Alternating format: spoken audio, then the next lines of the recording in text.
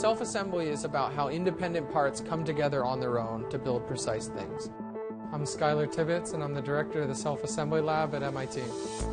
We want materials to be a new medium to make decisions, potentially be intelligent, reconfigure, change our lives.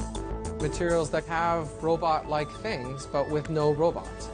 We tend to use large-scale, abundant, readily available materials like plastics, foams, metals. We program our materials based on their response to energy.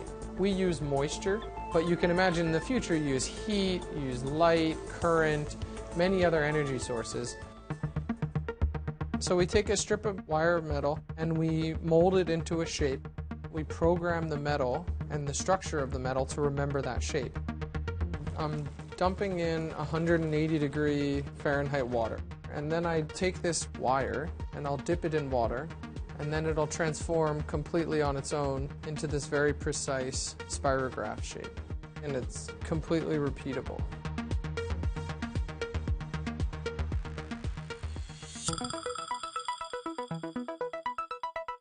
In this project, there's two materials. There's a black material and a white material that are printed.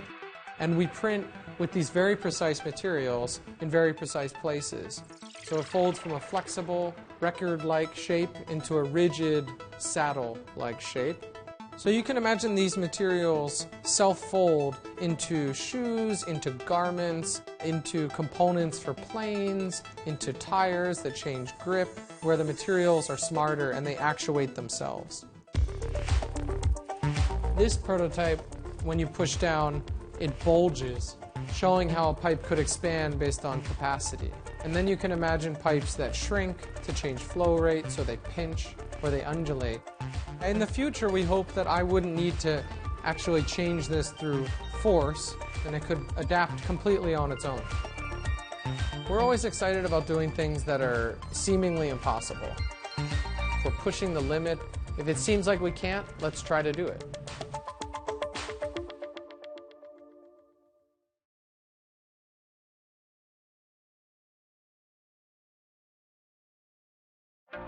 Imagine a world where light becomes data. Li-Fi is simple but powerful. We all know how a light bulb works. When an electrical current is applied to an LED light bulb, a constant stream of light is emitted from the bulb, which we see as illumination. Since LED bulbs are electronic devices, the current, and therefore the light, can be modulated at extremely high speeds. This can be detected by a photodetector and converted back to electrical current, therefore carrying data. This is the nervous system of an internet revolution. Li-Fi doesn't replace your internet service provider. You'll still need them to get the internet to your home or office via wires. However, once you have that high-speed connection, you can deploy your fast, secure Li-Fi network using power over Ethernet or power line communications. Li-Fi offers greater density than many other radio frequency solutions. For example, if you have an average Wi-Fi router in your office that provides up to 100 megabits per second and 15 people are connected to that router, it means that you might only be able to access 4 megabits per second. However, with a Li-Fi network of lights that offer 42 megabits per light, even if you had only 8 lights in your room, those same 15 people could share more than 300 megabits per second. That's dense and fast wireless communication. Real Li-Fi is also bidirectional, full duplex, and high speed. Data is transmitted and received at the same time, resulting in a really fast, reliable user experience, especially when doing things like Skype calls, video streaming, and virtual reality. Real Li-Fi is fully networked. That means all the lights in your Li-Fi network can speak to each other and hand over as you move around the space. Each light even has its own IP address, which means that you can offer location tracking and geofencing within your network. Li-Fi, a world with unprecedented data and bandwidth. Be part of the light revolution.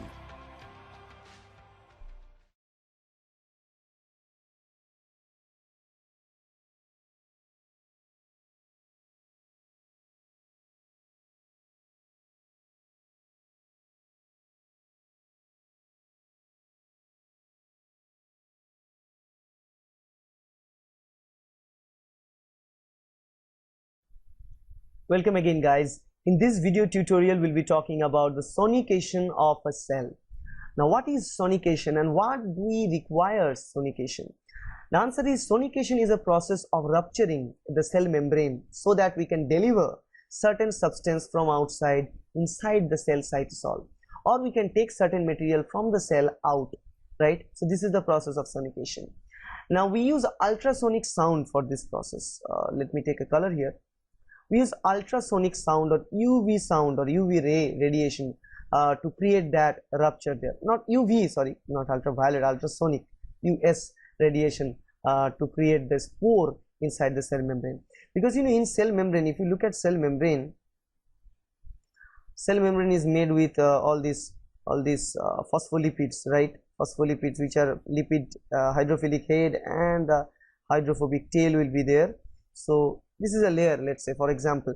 Now what we do in this case, we are applying a huge pressure in a very tiny point of the cell membrane, right? Now if we use huge pressure in a very small region, it will slowly create a simple small pore. And if we create a very small pore, not everything will come out from the cell, but it's enough to insert certain material inside the cell, right? For example, we are inserting a DNA coated with gold particle inside the cell. So what we can do, or let's say we are taking out some DNA, fragment of DNA outside the cell. What we do, we need to simply create a pore in the cell membrane in such a way that the cell should not die. This is the huge important thing. If we have the ability, I mean, if it's required that you can kill the cell and take the material out, then we don't need sonication. We can simply fracture it out by physical shearing or many other processes out there. Fractionation of cell is out there, centrifugation, the rest of the stage, homogenization is out there. But sonication is important because sonication is very, very fast. I mean, simple small ultrasound, it will go to a small section of the membrane, and as a result it will create what we call the cavitation bubble, and the cavitation bubble slowly start to increase in shape and size. As it is increasing in size, it will slowly push the head of phospholipid side and creating small pores inside. So then what will happen here, if it creates a pore, you will see a pore is created, right? Pore is created due to the segregation, right? And as a result, that pore is created, DNA can come in or out, or any particle we want to deliver, we can deliver inside very easily. This is the process of sonication, right? And it is required to take something out from the cell, maybe a fragment of the cell, right? Maybe some proteins from inside the cell, or we can deliver something inside the cell. So you simply take some sample vessels, ependophs, and you simply add the ultrasonic horn, and that will go, that bubble, that sonication bubble slowly start to rise, and it will hit the membrane of cell, and that will separate some of the phospholipid heads and creates a pore. Through the pore, DNA can enter or DNA may come out, right? But after this sound is taken off, this whole process can be restored because it creates a small de-alignment for a moment, for a fraction of second. It creates a segregation of phospholipids from each other. That's it. Once the sound is gone, again there is a chance of reunited feature of those phospholipid heads. As a result, that membrane porous region will be now free. It will be again filled, the gap will be filled again. Okay, so see, this is the process of sonication. And in sonication, what we use enzymes. Let's say, for example, inside the cell we have certain enzymes, and we are adding a particular dye to see whether sonication works or not. This is an experiment, and we add ultrasonic sound. After that, we add some coloration, and we see then after the coloration, color is provided, we see that color coming out from the complete cell. That means the color take entry inside the cell during that time of the sonication. So this is a proof that sonication is possible, and this is the process of sonication. And we use sonication to take certain materials like DNA fragments out to study, or say we can also take protein fragments out from the from sonication. We sometimes also kill the cell using sonication, or also take out some proteins, because and we use this because it's very, very fast. We just put it in the sonicator and start the charge, I mean sonicating voltage, I mean ultrasonic horn, and then after that in fraction of second we get all the products coming into the buffer. and we can take it out and do the rest research. Okay, so that's the process of sonication and the importance of sonication. I hope this video helpful. If this video is helping you, please like the button, hit the like button there. Subscribe to my channel. The links are provided in both this way. There is a link in the bottom also. To get more and more videos like that, share this video with your friends and keep viewing. Thank you.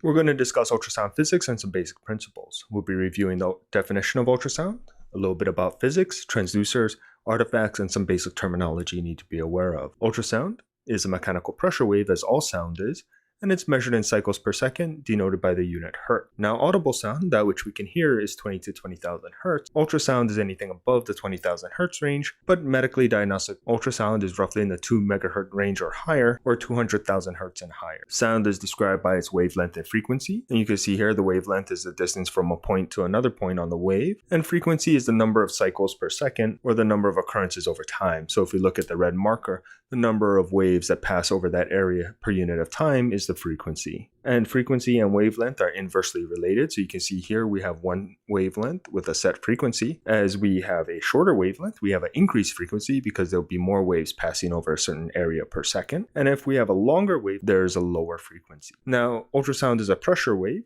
And what happens is it causes tissue to vibrate, and that tissue vibrates and causes areas of compression where the molecules and the elements of that tissue are closer together, and areas of rarefaction where they are more spread out. And this is how that pressure wave propagates through tissue. Let's discuss some basic echo principles and topics related to ultrasound. The first is the reverse piezoelectric effect. What happens is when charge is applied to a piezoelectric substance, it vibrates and creates a pressure mechanical wave. The reverse, or the piezoelectric effect, is when that pressure wave stimulates the crystal and the crystal produces electronic effect. And this is how ultrasound is produced from your transducers. And what happens is the pulse echo principle is that sound is transmitted from the transducer to a tissue, and that tissue then reflects the sound back to the crystals in the transducer and allows you to make an image. The echo range principle means that it takes longer for sound to reach certain things, and by calculating the speed of sound through that tissue, we can determine how far away that substance is. And that's how you can have distance displayed on your screen, because the distance is correlated to the speed of sound and the time it takes for that sound to be reflected back to the transducer. All of this is based on the speed of sound, and the speed of sound is related to the density of the tissue, the propagation of sound through that tissue, and the speed of sound itself. You can see that in air, sound travels at roughly 330 meters per second, whereas in bone, it travels at 4,030 meters per second, and the all-important tissue is 1,040 meters per second, and this is the default that an ultrasound machine assumes sound is traveling through. It assumes we are all made of homogeneous tissue, and sound is propagated and travels at 1,040 meters per second. Acoustic impedance is the resistance to propagation of sound. This is dependent on the density and the velocity of sound, measured in megareals. It has a very low acoustic impedance at very low levels. Bone has a very high acoustic impedance. Adipose, you can see, has a mid-range at 1.34 megareals. However, liver at 1.65 megareals is just slightly different, but that little bit of difference does make a difference in sound reflection. You can see here with two different acoustic impedances, sound will transmit, and with the greater difference between the tissues and the greater difference in acoustic impedance, more sound is reflected back to the transducer, making a brighter echo. Attenuation is the weakening of sound as it is transmitted and returned. Now, attenuation occurs as sound is propagated through tissues. It weakens as it travels through the tissue. Reflection also weakens the sound because as sound is returned to a transducer, less sound is transmitted through the tissue, meaning less sound will be reflected from deeper structure. Another way that sound beam is weakened is by reflection. Some sound is returned to the transducer, meaning less sound is propagated through the tissues, but some sound may also be reflected in a direction that does not return to the transducer or propagate further into the tissue, and that sound energy is lost. Scattering is when sound is reflected in a manner that it does not return to the transducer, and that information is lost. There's also absorption, where sound is transformed to heat and absorbed by the tissues, heating the tissues but also weakening the sound. There are multiple modes of ultrasound that we'll cover. A mode, or amplitude mode, will have the reflection, and you'll see the sine wave where you see different amplitudes as sound is reflected back. This is not very commonly used in diagnostic ultrasound anymore, and instead we use B mode, or grayscale imaging. The most common ultrasound mode you'll run into is B mode, or brightness mode, or commonly known as grayscale imaging. You can see here each of the pixels has a brightness and is displayed somewhere from black to white, on a grayscale, hence the two names B mode or brightness mode or grayscale. M mode is motion mode, and what will happen is there'll be an M mode spike or that green line that you see, and what happens is every motion over that line over time will be plotted out in a graph tracing. You can see this is commonly used in echocardiograms. We're looking at valve motion. The Doppler effect means that a moving object will change the frequency of sound. So as objects are moving, the frequency of reflected sound is altered. And by interpretation of that change in frequency, the ultrasound machine can denote motion. The most common one you may see is color Doppler, and the acronym to remember is BART, or blue away, red towards, meaning blue is coded for motion away from the probe and red is motion towards the probe. You can see here in this ultrasound image of an aorta with bidirectional flow, you can see that there's red and blue flow as the blood is swirling around in different directions in motion towards the probe and away from the probe. Remember, the color does not denote arterial or venous flow, but rather direction related to the probe. By convention, we try to make arteries appear red and veins blue.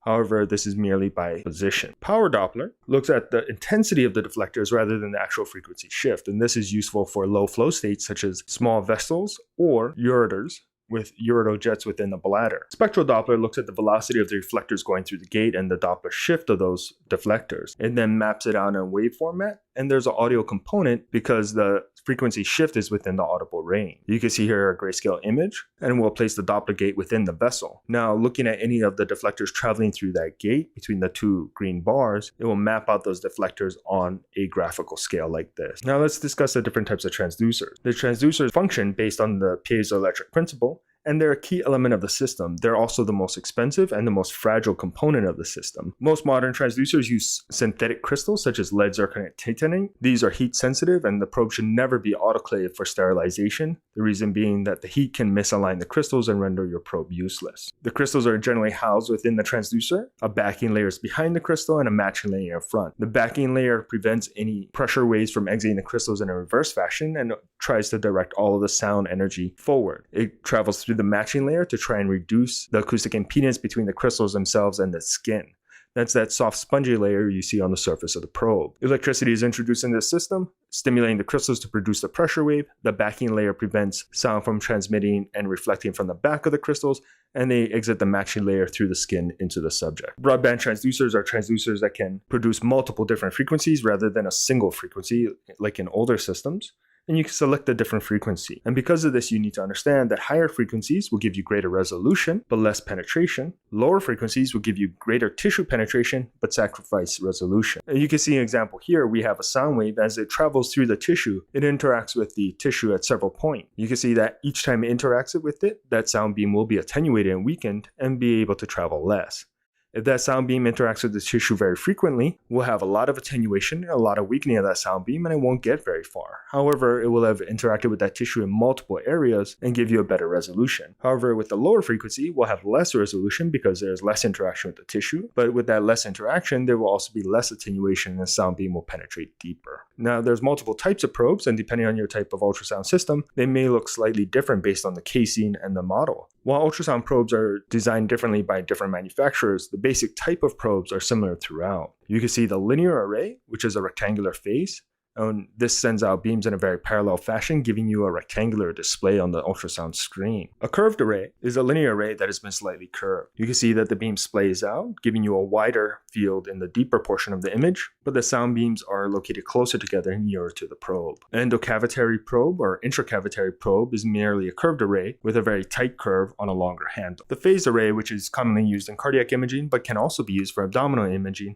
has a very narrow window, but has a very great splay. So this is very useful for cardiac imaging because the point of contact can be very small to fit in between ribs and around lung artifact, but has a very wide field of view. The resolution of your ultrasound image is based on several things. One is based on frequency, and one is based on the type of probe you're using. Lateral resolution, or the ability to tell that two objects side by side are indeed two objects and not blurred into one object, is based on your beam width. If you look at the linear array here on the right side, you see those lines or lines of sight in the ultrasound beam are equally spaced near the probe and far from the probe, giving you that rectangular image. So the distance between lines of sight are fairly uniform near and far from the probe. This produces a greater lateral resolution. Whereas you see in the phased array, the lines of sight are very close together near the probe but very far apart as they splay further outwards deeper into the image, reducing your lateral resolution deeper into the view. Axial resolution, or the ability to tell that two objects, one in the near field and one in the far field, are actually two objects and not blurred into one object, is based on your frequency. Higher frequencies allow the sound beam to interact with the tissue more frequently, allowing you to differentiate axial resolution much clearer than with a lower frequency as displayed on the left of the screen. Axial resolution will always be greater than lateral resolution. Let's discuss some artifacts that you may run into as part of using ultrasound. Artifacts are based on several presumptions that the ultrasound machine makes, one of which is that sound travels only in a straight line, sound speed is uniform throughout tissues, a single pulse from the probe is emitted and returned, attenuation is uniform, and signals only occur from the main beam of the ultrasound. Shadowing artifact is produced when there is a high difference in acoustic impedance. What happens is there is a high attenuation of the sound beam, and that sound, because of the high acoustic impedance, is reflected back to the transducer, making a very bright image, but no sound is transmitted past that interface. You can see here in the gallstone, we can see the bright interface where the sound beam is reflected from the gallstone. Now the gallstone is not calcified, but it can have very high acoustic impedance compared to the tissue around it, and therefore sound does not penetrate further. And this area highlighted in black would be the area of acoustic shadowing, meaning that sound is not transmitted past that surface. You can see here as we scan through a gallbladder with multiple stones, you can see the area where the stones are, and the sound beam is reflected back to the probe with shadowing behind it. Posterior acoustic enhancement occurs when there is a very low attenuating surface, and this occurs when there is a fluid interface. Now the fluid does not interact with the sound beam as it does with solid tissue, and therefore the sound beam is not weakened. So the sound beam remains very strong. So when that echo returns from behind the fluid structure, it has not been attenuated as greatly as if it traveled through tissue. The ultrasound machine interprets this as a greater signal and makes those images brighter. You can see here behind the fluid-filled bladder, the soft tissue is very echogenic and very bright, much more than the surrounding structures. And this is because the sound that has traveled through the bladder has not been weakened, as it has only traveled through fluid rather than tissue compared to the lateral aspect. And the sound that is reflected is much stronger, meaning much brighter. Defocusing artifact occurs when there is a fluid interface, and what happens is the fluid bends the sound beam and it causes a defocusing artifact. Most commonly you'll see this as called lateral cystic shadowing, meaning that as the sound beam travels through that fluid interface, it is slightly bent. There's a slight refraction of the sound beam, causing some echo dropout towards the edges because the sound that would have traveled through that tissue behind it has been bent inward. You can see here on the internal jugular vein, there's evidence of lateral cystic shadowing here because the sound beam that would have traveled into that tissue has been bent slightly inward. Mirroring artifact is because when sound travels, it hits a very strong reflector, it bounces off that reflector to interact with tissue, returns through that deflector, and returns to the probe.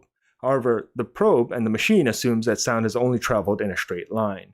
It therefore takes that reflected sound and maps it in a straight path. You will most commonly see this in your FAST exam when you're looking above the liver. The sound beam interacts with the diaphragm, reflects off the diaphragm into the liver, bounces off that tissue, back off the diaphragm and back to the probe. The effect of that is that it appears that there is liver on both sides of the diaphragm. This is called the mirroring artifact and is a normal occurrence with aerated lung above the diaphragm.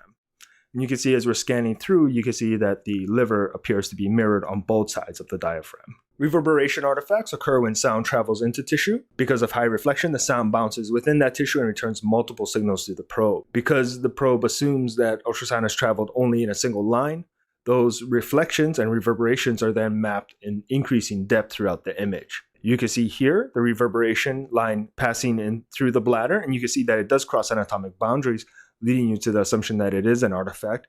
It is a reflection of the probe bouncing off the peritoneum on the anterior surface of the bladder. You can see here that the ultrasound beam reverberates between the pleura and the pneumothorax. And you can see those reverberation artifacts passing throughout the field of view here. This is also what produces your B lines in pulmonary edema. In pulmonary edema, the space between the aerated lung and the edematous tissue of the lung is very small, so those reverberation lines are very narrow and very close together, looking almost like a vertical line. So let's discuss orientation and planes. There's an indicator on the probe which aligns with the indicator on the screen. Unfortunately, indicators may vary by probe and by manufacturer. Orientation is based on the indicators, and body orientation or abdominal preset orientation is based that the indicator will be pointed towards the patient's right, the patient's head, or somewhere within that 90-degree range. And this is so that you can look at the ultrasound image and be able to orient yourself as to the direction of the image. So by convention, the indicator probe should be pointed towards the patient's right, their head, or somewhere within that 90-degree plane. So if you look at this ultrasound image, both of a transverse and a sagittal image, because of the indicator and orientation convention, I can tell that on the transverse image, we can tell which is right and which is left. And on the sagittal image, we can tell which is cranial and caudal. You can see here in a sagittal image, because my indicator is oriented towards the patient's head, I know that the indicator side of the image is towards the patient's head or cranial, and the bottom of the image is towards his feet or caudal. In a transverse image, because the indicator is oriented to the patient's right, I know that the right side of the image has the indicator dot on it, and the non-indicator side is the patient's left, making the structure measured is abdominal aorta and not his IVC. Let's discuss imaging plane. Sagittal images are cutting from an anterior to posterior plane, and the indicator would be oriented towards the patient's head. A coronal view is cutting from lateral to medial, and the indicator would also be pointed towards the patient's head. A transverse view would be going from anterior to posterior, and the indicator would be oriented to the patient's right. Now, an oblique view would be somewhere within that 90 degrees, and the indicator would be pointed towards the patient's right side or towards their head, somewhere in that 90-degree range. Cardiac orientation is slightly different. Cardiac orientation has the indicator pointed towards the patient's head or their left side. Now, unfortunately, when we talk about head, we're actually talking about the superior portion of the heart. So the indicator should be pointed towards the superior portion of the heart. And because the heart is an oblique structure, we're sagittal to the heart and not necessarily the external anatomy of the patient. You can see here that the indicator is pointed towards the external anatomy of the right shoulder, but on the image, it is actually pointing towards the top of the heart, giving you a sagittal view of the heart rather than a sagittal view through the patient's body. And mostly when we discuss specific organs, we were talking about sagittal and transverse in relation to that organ and not necessarily external anatomy. So once again, in a cardiac preset, we are sagittal view of the heart, indicators towards the top of the heart or the head portion of the heart, and the non-indicator towards the foot or the bottom portion of the heart. In a transverse view, the indicator is oriented towards the patient's left side, so that when I look at the image, I can see a transverse cut through the left and right ventricle, and I know which is the left and which is the right ventricle based on probe orientation. Let's discuss some ultrasound terminology used to describe images, and this is echogenicity. The amount of echoes or the amount of whiteness within an image determines its echogenicity.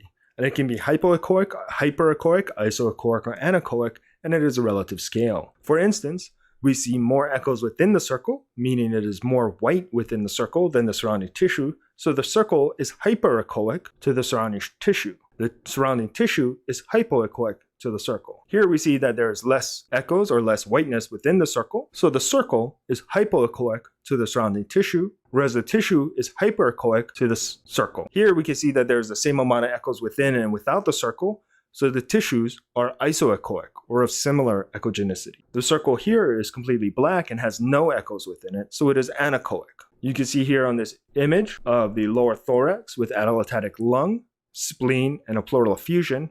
We can use those descriptors to describe the image. The collapsed lung and the spleen are isoechoic to each other. The spleen and the spine are of different echogenicity. The spleen is hypoechoic to the spine. The spine is hyperechoic to the spleen. Here, the pleural effusion, which is fluid, is anechoic. Don't forget to follow on YouTube, Twitter, and subscribe to the channel.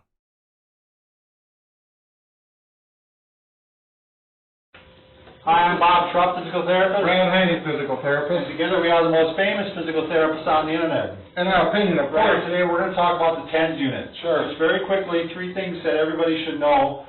One, the first thing you should know is how does it work? Yeah, TENS. What are you talking about? Yeah. TENS unit. Transcutaneous electrical neuromuscular stimulation. That's a mouthful. Yeah. We'll stick to TENS. Yeah, we'll stick to TENS. It's basically a little electrical unit that's going to give off some electrical impulses. What's happening when those electrodes, when you have pain, that pain, the message of pain is sent up to the brain via the nerves, right? This is a pretty basic drawing here. This is as crude as it gets. We're not going to get into heavy neuroanatomy here. Right. So basically what we do is when it sends little impulses, this sends little impulses that are supposed to try to cut off that nerve pathway. So Sure. that message is no longer getting up to the brain. The TENS unit. Generally the way you're going to do this is you're going to go to get a prescription from your doctor, and you're going to go to your physical therapist, and they're going to give you a unit to take home and try. Right. So that's the best way to do it. Now I've seen these, that you can buy these online, but I don't think they're very strong, and some of them are very deceptive. They're actually not TENS units, they're EMS units, more the muscle stimulator units. Sure. And those are totally different things. Now, if you have a pacemaker or a defibrillator, you're definitely not going to want to put this over that area. I wouldn't even use it at all. Right. If a patient has that, I just don't even think about it. All right, Brad, is this a hint? Yeah. Don't put it on your eyes. Oh, now thought you meant your glasses. Over your glasses either. Killing me. If you're having a headache, you're not supposed to put it on your temples like Right, this. you bet. Okay? You're not supposed to put it on the front of your neck on your carotid arteries. There's some little sensors in your carotid arteries that could knock off everything. Yeah, it throws off your blood pressure, as a matter of fact. Don't put it through your chest, in other words, one on the front, one on the back. Yeah. Okay? They're laughing and funny, but you know, someone might do this kind of thing. Brad, say ah. Don't put it internally. Right. By internally, we also mean Wherever. down there, baby. Cavities. Okay, don't put it on fragile or broken skin. Right. Don't put it on infectious skin.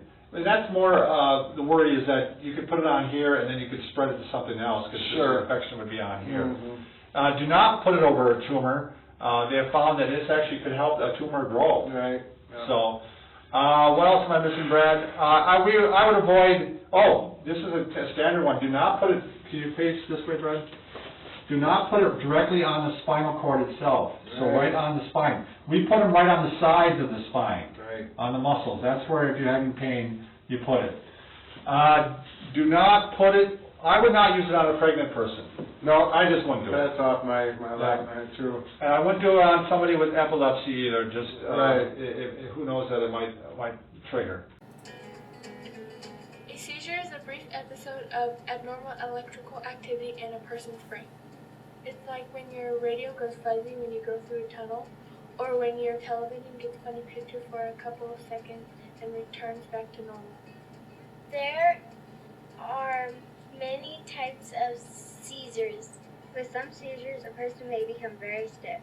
They pass out and their whole body shakes. Some people have seizures where they become confused and may have movements that seem silly or don't make sense. They might not respond for a couple of minutes. Some people have seizures that are so short that all they do is stare for about 10 seconds and may just flutter their eyes. Some people have seizures where very suddenly they become weak and fall to the ground. Some people have seizures daily, others have them every couple of months, and many kids have them every now and then, or never because they're on medications to control.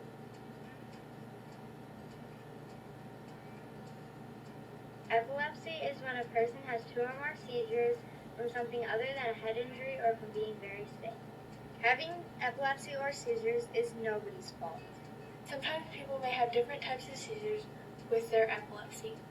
Some people with epilepsy may have a reason for their seizures, such as a brain injury when they were born, or a trauma that may have occurred. But for most kids with epilepsy, we don't know the cause and we assume it was something they were born with. There are a lot of medical tests for someone who has a seizure or seizure disorder. These tests are important because they help your caregivers keep your body safe and healthy. One of the most common tests is called an EEG. This measures the electrical wave patterns in our brains. What do you mean we have electricity in our heads? Everyone has a pattern of electrical activity in their brains to tell their bodies what to do. An EEG involves meeting one of the nice technicians who will put little wires called leads on and around your head. While the technician places the leads, you will lie down on a comfortable bed and watch your favorite movie for about. After they place the leads, they will then wrap your head in light, soft gauze. Now you have a silly hat. Later we'll ask you to blow on a pinwheel for 3 minutes to see how fast you can get it to spin. It's best if you can fall asleep for a little bit, so bring your favorite stuffed animal, a blanket, or a book to help you fall asleep. The last step is a flashing light show. All you have to do is sit back and enjoy. After all of this, your caregiver will remove the gauze and the technicians will use some cold, wet liquid to remove the leads. This won't hurt either. And then, except for some funky hair, you get to leave.